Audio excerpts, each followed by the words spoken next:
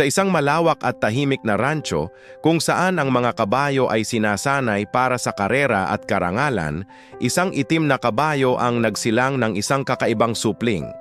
Ang balahibo ng bisiro ay itim na itim, parang anino sa unang sinag ng umaga. Dahil dito, pinangalanan siyang Shadow. Ngunit sa likod ng kanyang ganda, may isang lihim.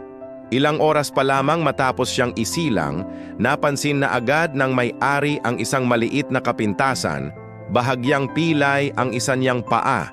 Para sa isang mundong nakatuon sa bilis at perpeksyon, ang kapansanan ay isang hatol. Hindi siya mananalo, malamig na sabi ng may-ari. Habang tinitingnan ang inosenteng bisiro, hindi siya bagay dito. At sa isang gabi na walang saksi at walang awa, sa ilalim ng malamlam na buwan, si Shadow ay dinala sa gilid ng kagubatan at doon iniwan. Isang maliit at walang muwang na bisiro, itinapon sa isang mundong hindi pa niya kilala, nag-iisa sa dilim. Kinabukasan, isang batang lalaki mula sa kalapit na nayon ang naglalakad sa damuhan nang may mapansin siyang isang nanginginig na anino. Paglapit niya, nakita niya ang isang maliit na kabayo, takot, gutom, at sugatan. Sa halip na tumakbo palayo, ang bata ay dahan-dahang lumapit. Tinitigan lang siya ni Shadow, ang kanyang mga mata ay puno ng takot, ngunit may bahid ng pag-asa, parang humihingi ng tulong. Hindi umalis ang bata. Sa halip, sinimulan niya ang isang ritual ng pagkalinga. Mula noon, araw-araw nang bumabalik ang bata sa kinaroroonan ni Shadow. May dala siyang sariwang tubig sa isang maliit na timba. May dala siyang piniling damo para mapawi ang gutom nito. At higit sa lahat, may dala siyang malasakit, isang bagay na hindi pa nararanasan ni Shadow mula nang siya'y isilang. Ang bawat haplos at bawat mahinang salita ng bata ay nagmistulang lunas sa mga sugat na hindi nakikita. Nang malaman ng ama ng bata ang tungkol sa kabayong inaalagaan ng kanyang anak, hindi ito nagalit. Sa halip, naantig ang kanyang puso. Magkasama nilang dinala si Shadow sa veterinaryo. Pagkatapos ng masusing pagsusuri, sinabi ng doktor, may pag-asa pa kung ooperahan. Isang mahaba at delikadong operasyon ang kailangan. Habang nasa loob ng klinika si Shadow, sa labas ay mahigpit na yakap ng bata ang tali nito, ang kanyang mga luha ay umaagos habang siya'y nagdarasal. Ang bawat segundo ay parang isang oras. At nang sa wakas ay lumabas ang veterinaryo at ngumiti, doon nagsimulang mabuhay muli ang pag-asa sa puso ng bata. Lumipas ang mga taon, ang maliit at nanginginig na bisiro ay naging isang marangal at malakas na kabayo. Lumaki si Shadow na ang kanyang itim na balahibo ay kumikintab sa sikat ng araw. Ang kanyang mahabang buhok ay humahampas sa hangin na parang seda. Hindi man siya naging kabayo para sa karera, siya naman ay naging isang buhay na simbolo ng pagmamahal at pangalawang pagkakataon. Palagi niyang kasama ang batang minsang nagligtas sa kanya, na ngayon ay isa ng binata. Magkasama silang tumatakbo sa malawak na bukirin, malaya at masaya. Magkasama silang umuupo sa katahimikan, nag-uusap sa paraang sila lang ang nakakaintindi. Para kay Shadow, ito ang tunay na buhay. Hindi ang karera, hindi ang tropeyo, kundi ang pagmamahal ng isang pamilyang kumupkop sa kanya. Dito siya tunay na nabuhay sa piling ng mga taong nakakita ng halaga sa kanya nang itapon na siya ng mundo. Isang araw, isang reporter na nagdodokumento ng mga horse farm sa rehiyon ang napadaan sa kanilang nayon. Habang pauwi na, may isang kabayong pumukaw sa kanyang pansin. Isang itim na kabayo na may kakaibang ningning.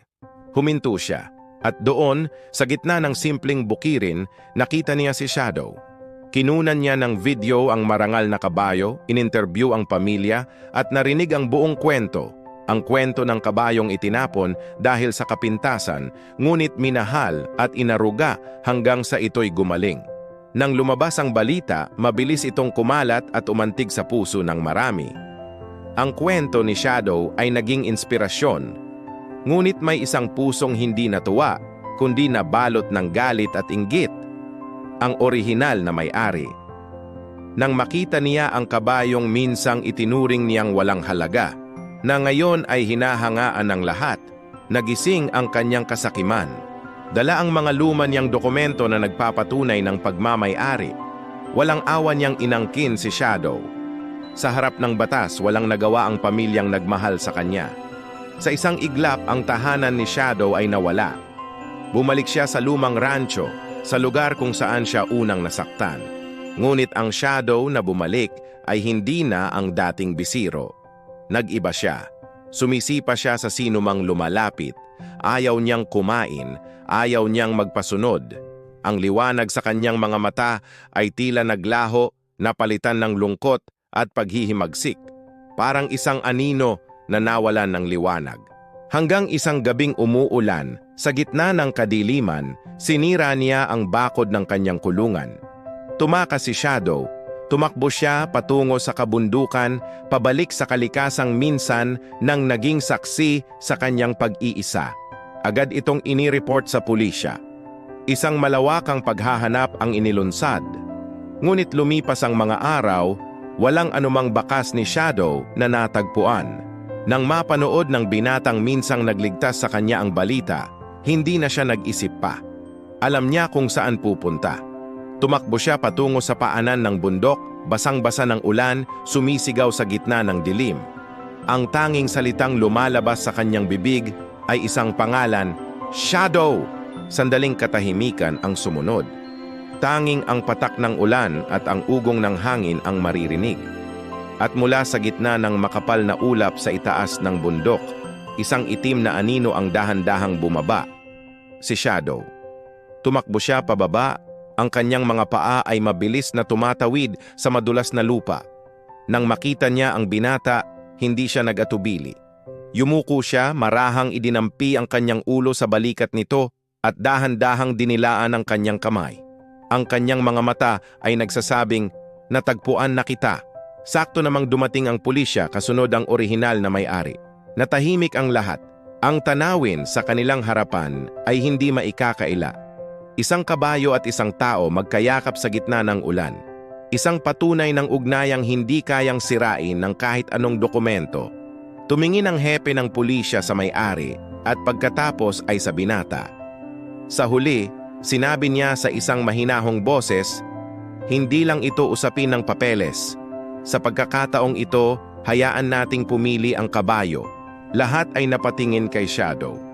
Dahan-dahan, lumakad siya. Isang hakbang lampas sa lalaking nagtapon sa kanya na ngayon ay nakatayo na may pagtataka at pagkatalo sa mukha. At diretso sa pamilyang nagligtas, nag-aruga at nagmahal sa kanya. Tumayo si Shadow sa tabi ng binata, tahimik, matibay at walang pagdududa. Doon, sa paanan ng bundok, sa ilalim ng umaampong ulan, natapos ang laban. At doon nagsimula ang tunay na kahulugan ng tahanan para kay Shadow. Ang tunay na pagmamay-ari ay hindi nasusukat sa papel o sa presyo. Ang pag-ibig at katapatan ay kusang ibinibigay, hindi kailanman inaangkin o ipinipilit. Dahil kung sino ang nagligtas sa iyo sa pinakamadilim mong oras, kung sino ang nanatili sa tabi mo nang iwan ka ng lahat, siya ang iyong tunay na pamilya. Naniniwala ka ba na may kakayahang pumili ang mga hayop kung sino ang tunay nilang tahanan? I-share ang iyong sagot sa comment section sa ibaba. Maraming salamat sa panonood.